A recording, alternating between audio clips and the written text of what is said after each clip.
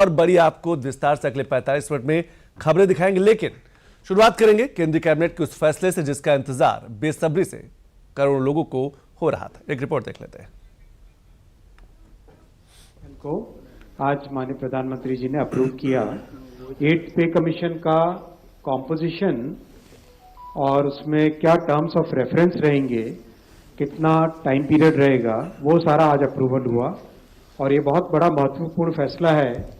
आपको पता है कि अभी हाल ही में जनवरी में ही इन प्रिंसिपल अप्रूवल हुआ था कि किस तरह से 8th पे कमीशन का फॉर्मेशन किया जाए, और इतने कम समय में 8th सेंट्रल पे कमीशन का गठन भी कर दिया गया।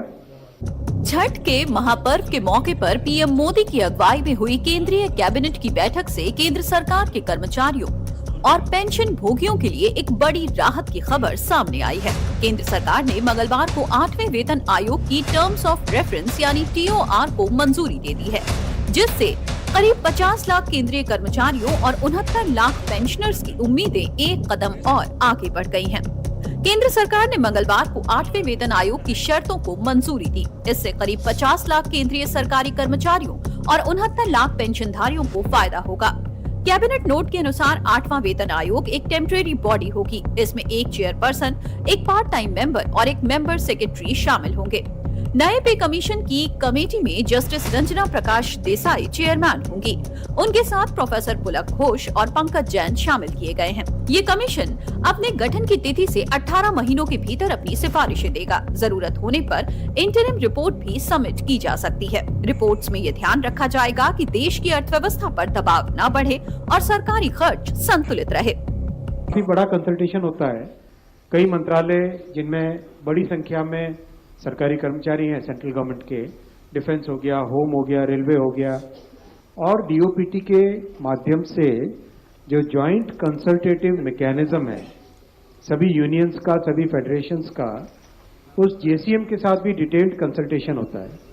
इन सब कंसल्टेशंस के बाद में ये टर्म्स ऑफ रेफरेंस फॉर्मेशन किया गया है। तो ये बहुत ही एक इम्पॉर्टेंट टाइमली एक्शन ले लिया गया है। कई राज्य सरकारों के साथ भी इसमें कंसल्टेशन किया गया और करीब सभी राज्य सरकारों ने इसमें सहयोग दिया है। 18 मंथ्स के अंदर ये रिपोर्ट आएगी इसकी 8th पे कमीशन की। सरकार ने जनवरी 2025 में ही इस कमीशन के गठन का ऐलान किया था, जिसके बाद अब टर्म्स ऑफ रेफरेंस को मंजूरी दे दी गई है, जिसका मतलब ऐसे दस्तावेज से है जो बताता है कि आयोग का काम क्या है, काम कैसे होगा, कितने समय में होगा, कौन कौन शामिल होंगे। 8वां वेतन आयोग के बाद कर्मचारियों की मिनिमम बेसिक सैलरी 18,000 से बढ़कर 44,280 रुपए हो जाएगी। मान लीजिए आप लेवल 6 पर हैं और 7वें वेतन आयोग के हिसाब से आपकी मौजूदा सैलरी है। उस हिसाब से अगर आपकी सैलरी 35,400 रुपए है तो 55% DA और 27% HRA मिलाकर आपकी टोटल सैलरी 64,428 रुपए बनती है। अब 8वें वेतन आयोग में अगर फिटमेंट 2.46 लागू होता है तो लेवल 6 पर आपकी 35,400 रुपए सैलरी पर 2.46 फिटमेंट के साथ 0% DA और 27% HRA मिलाकर आपकी कुल सैलरी 1,10,597 रुपए बनेगी। 8वें वेतन आयोग से सरकारी कर्मचारियों की सैलरी दोगुनी से ज्यादा बढ़ जाएगी। बता दें कि 16 जनवरी को पीएम मोदी की अध्यक्षता में हुई केंद्रीय कैबिनेट की बैठक में 8वें वेतन आयोग के गठन पर सरकार ने हरी झंडी दी थी और अब ये प्रक्रिया एक कदम और आगे बढ़ चुकी है। कैबिनेट बैठक में केंद्र सरकार ने एक बार फिर देश के किसानों का ध्यान रखते हुए भी एक बड़ा ऐलान किया है। फैसला लिया गया साथियों आज nutrient based subsidy for rabi season. Nutrient based subsidy scheme, उसके अंडर P और K, वैसे PK का कुछ और भी मतलब होता है, लेकिन यहाँ P और K, फास्फोरस और पोटैश और सल्फर, इसकी जो 28 ग्रेड्स ऑफ P&K फर्टिलाइजर हैं, उन सबका सब्सिडी का प्रोग्राम आज अप्रूव हुआ। साल 2025-26 के रबी सीजन से पहले केंद्र सरकार की इस योजना की मदद से किसानों को खाद सब्सिडी दरों पर और सस्ती कीमतों पर मिलती रहेगी।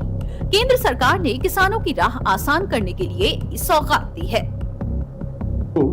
अबाउट 37,952 करोड़ रुपीस का इसका जाएगा टोटल आउटगो, और 1 अक्टूबर 2025 से ये रेट्स एप्लीकेबल हो जाएंगे। डीएपी और टीएसपी, ट्रिपल सुपर फॉस्फेट और डाई अमोनियम फॉस्फेट, ये दोनों सबसे बड़े हाईली कंज्यूम्ड फर्टिलाइजर के कंपाउंड्स हैं। इनका करीब करीब 60% इन दोनों का कम होता है कंजम्पशन।